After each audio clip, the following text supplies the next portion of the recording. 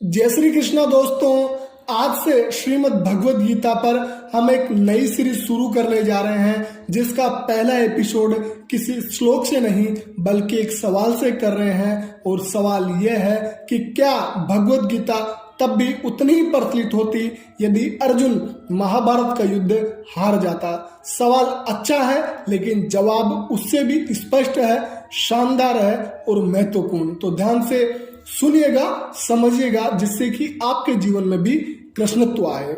देखो, सबसे पहले तो जो कृष्ण है, अर्जुन को कभी भी जीतने का भरोसा नहीं दिला रहे हैं गीता में, बल्कि कृष्ण तो अर्जुन को जीत और हार का विचार ही न करने को कह रहे हैं। ऐसा उन्होंने बिल्कुल नहीं कहा कि जरूर लड़ो क्योंकि मैं तुम्हारे साथ हूं तो विजय निश्चित है।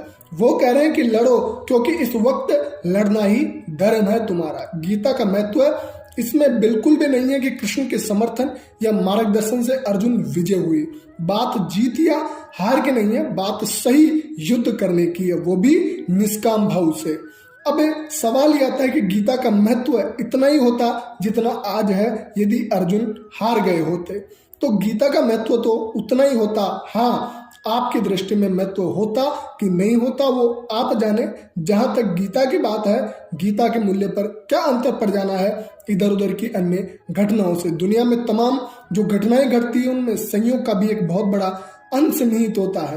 तो घटनाओं का क्या भरोसा, कभी कोई भी घटना घट सकती है। संयोग की बात है, योद्धा है, युद्ध कर रहे हैं, क्या पता क्या हो जाए। आवश्यक थोड़ी है कि किसी कर्ण के ही रथ का पहिया गड्ढे में धंसेगा और फंसेगा, किसी और के रथ का पहिया भी तो धंस सकता था ना। न जाने कितनी घटनाएं थी युद्ध में जो अनपेक्षित रूप से हुई। ऊंट इस करवट भी बैठ सकता था, उस करवट भी बैठ सकता था। अधिकांशतः पांडवों के पक्ष में ही संयोग बैठा। ये बात मात्र संयोग की है, श्री कृष्ण की कृपा की नहीं है। श्री कृष्ण की कृपा के रहते हुए भी ऊंट उस करवट भी बैठ सकता था। पांडवों की भी हार हो सकती थी युद्ध स्थल पर, धर्म स्थल पर हार नहीं होती उनकी। और यही बात सबसे महत्वपूर्ण है। एक बार कृष्ण की बात मानकर अर्जुन ने लड़ना स्वीकार कर लिया तो धर्म क्षेत्र में अर्जुन उसी पल तत्काल विजय हो गए। अब कोई हार नहीं हो सकती। सही लड़ाई लड़ना अपने आप में जीत होती है। तो धर्म क्षेत्र में अर्जुन उसी पल विजेता हो गए जिस पल उन्होंने श्री कृष्ण को समर्पण किया। और हमारा भी यही है, जिस पल हम अपने जीवन को श्री कृष्ण को समर्पित करते हैं उसी समय समझना कि हमारा जीवन विजय हो गया। लेकिन रण क्षेत्र में तो विजय का कुछ भरोसा नहीं है ना। धर्म क्षेत्र की विजय आपके हाथ में है पूरी तरह से, और दुनिया के रण क्षेत्र में विजय मिलेगी कि नहीं मिलेगी ये बात तो संयोग की है। और चूंकि संयोग की है इसलिए बहुत महत्व रखती नहीं है। मिली तो ठीक, नहीं मिली तो ठीक, हमारा काम था धर्म का पालन करना, हमने किया, अच्छी बात है, जीत गए। न जीते होते तो भी कोई बात नहीं। सदा नहीं होने वाला कि धर्म का पालन करते हुए आपको दुनिया में भी जीत मिली जाए। तब मन छोटा मत करिएगा और नहीं शिकायत करिएगा। मत कह दीजिएगा कि हमने तो कृष्ण की आज्ञा का पालन किया और देखो हमें हार मिली। जो कृष्ण की आज्ञा का पालन कर रहा है वो आज्ञा पालन करने के कारण ही जीत गया। आंतरिक जीत मिल गई उसको, और आंतरिक जीत ही मायने रखती है। बाहर की जीत, फिर दोहरा रहा हूं, कोई निश्चित नहीं होती। यह सिर्फ संयोग की बात है कि रावण के विरुद्ध राम जीत गए और कौरवों के विरुद्ध पांडव जीत गए। उल्टा भी हो सकता था। बहुत युद्ध ऐसे भी हुए हैं जिसमें ऊपरी तौर पर देखें तो जो पक्ष धर्म की तरफ से लड़ रहे थे उनकी हार हुई है। गुरुओं की गर्दनें कटी है, करबला का मैदान याद कर लीजिए। बल्कि अगर आप कुल लेखा जोखा करेंगे तो आपको दिखाई देगा कि दुनिया के कुरुक्षेत्र में तो मामला करीब करीब बराबर का ही रहा है। धर्म का सूरमा कभी हारा है तो कभी जीता है। कोई ये उम्मीद लगा करके ना बैठे कि धर्म की तरफ से लड़ेगा तो दुनिया में से जीत हासिल होगी ही होगी, नहीं, ऐसा नहीं है। और साथ ही साथ मैंने ये भी कहा कि धर्म की तरफ से जो लड़ेगा उसे धर्म की तरफ से लड़ने के कारण ही जीत तत्काल मिल गई। कौन सी जीत तत्काल मिल गई?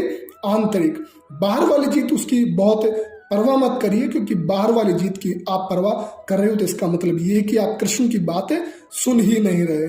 कृष्ण तो यही कह रहे हैं ना कि बाहर जीत मिलती है यार, इसकी तुम फिक्र करना ही नहीं, यही कह रहे हैं ना। और आप कृष्ण की बात सुन इसलिए रहे हो कि अगर बाहर जीत मिलेगी तो फिर आपकी बहुत श्रद्धा नहीं है श्री कृष्ण में। आप बस लालच उनके पास पहुंच गए हैं। अर्जुन को जिता दिया आपने, हमें भी जिता दीजिए ना। कोई यूं ही भूला भटका राह चलता तीर आकर के अर्जुन का खेल खत्म भी कर सकता था। कोई भरोसा होता है युद्ध में? उससे गीता का महत्व कम नहीं हो जाता भाई। हाँ, आपकी नजरों में गीता का महत्व जरूर कम हो जाता, क्योंकि आप गीता के पास सीखने नहीं जाते, आप गीता के पास लालच लेकर के जाते हैं। हम गीता के पास इसलिए नहीं जाते क्योंकि श्री कृष्ण के दर्शन में और उपदेश में मूल्य है। हम गीता के पास भी इसलिए जाते हैं क्योंकि हमें सांसारिक तल पर अपने दुश्मनों को हराना है, उन्हें हरा कर राज्य और सत्ता को हथियाना है। तो उस दृष्टि से ठीक कह रहे हैं आप। अगर पांडवों की हार हुई होती तो आम आदमी की नजर में तो गीता का महत्व कम हो ही जाता। लोग कहते हैं अरे फायदा क्या हुआ, 18 अध्याय कह दिए, अर्जुन बेचारा जोश में आकर कूद पड़ा और मारा गया ना। इससे अच्छा तो वो चुपचाप इधर उधर के निकल जाता, शांति से रह लेता, संधि कर लेता। 5 बेचारे लड़कों को भी मरवा दिया, साथ में न जाने कितने सैनिक, तब ये अभियोग लग जाता। हम ऐसे ही लोग हैं जी। इससे आपको ये भी समझ में आ गया होगा अधिकांश लोगों को भगवत गीता से कोई लाभ क्यों नहीं होता, क्योंकि हम गीता के पास भी वैसे ही जाते हैं जैसे हम किसी बाजार में, दुकान में, किसी रिश्ते में जाते हैं, अपने स्वार्थों के चलते, अपने लालच के चलते, और फिर हम ताज्जुब करते हैं कि इतने दिनों से पढ़ रहे हैं, कुछ समझ में क्यों नहीं आया। इतने दिनों से तथाकथित अपनी साधना कर रहे हैं, कोई लाभ क्यों नहीं हुआ। कैसे होगा जी लाभ? आप जो है वहीं बने रहते हैं, अपने लिए लाभ के आकांक्षी हो। आध्यात्मिक ग्रंथ इसलिए थोड़े ही है कि आप जैसे हो आपको वहीं पर और पुख्ता कर दे। कई बार तो स्थिति यहां तक आ जाती है कि लोगों का धर्म ग्रंथों पर से विश्वास न उठ जाए, इसकी खातिर इतिहास को झूठ से भर दिया जाता है। जहां हार हुई हो उसको जीत कर दिया जाता है, जीत को हार कर दिया जाता है, काले को सफेद और सफेद को काला, क्योंकि हम अपने नेता को, अपने धर्म गुरु को सांसारिक दृष्टि से विजेता देखना चाहते हैं। क्यों? क्योंकि हमें भी संसार में विजेता होना है, हमें संसार के पार नहीं जाना है। हमारा क्या उद्देश्य है? हमें तो इसी दुनिया में रहना है, इसी दुनिया को जीतना है। क्यों जीतना है? जीतेंगे तभी तो भोगेंगे। तो हमारी पूरी नजरिए दुनिया को जीतने और भोगने पर लगी हुई है। जब भी आज दुनिया का हाल आप देख ही पा रहे होंगे। हमें कोई सच्चा मार्गदर्शन नहीं चाहिए होता है, हम बड़े भारी का मार्गदर्शन चाहते हैं जो चले तो आपके आगे आगे, लेकिन चले आपके अनुसार। आप उससे बोलो रुको तो रुक जाए, आप कहे बढ़ो तो बढ़ जाए, आप कहे छोड़ो आज का बहुत हो गया तो कहे जी, आप कहे फलानी जगह दिखा दो तो फलानी जगह दिखा दे, आप कहे नहीं वो वाली जगह नहीं देखनी तो कहे जी। हम जिसको आगे आगे भी अपने चलाना चाहते हैं, हम जिसके पीछे भी चलना चाहते हैं, हमारी इच्छा यही रहती है कि रहे वो हमारे नियंत्रण में ही, और यही हम बहुत बड़ी गड़बड़ कर देते हैं। तो इसी के साथ आज के लिए इतना ही। उम्मीद करता हूं जीवन में हार और जीत का सही अर्थ आपको समझ में आया होगा। तो जय श्री कृष्ण दोस्तों, मिलते हैं एक नए एपिसोड में। भगवत गीता के किसी भी श्लोक को लेकर आपके मन में कोई सवाल है तो आप कमेंट कर सकते हैं। बहुत बहुत धन्यवाद।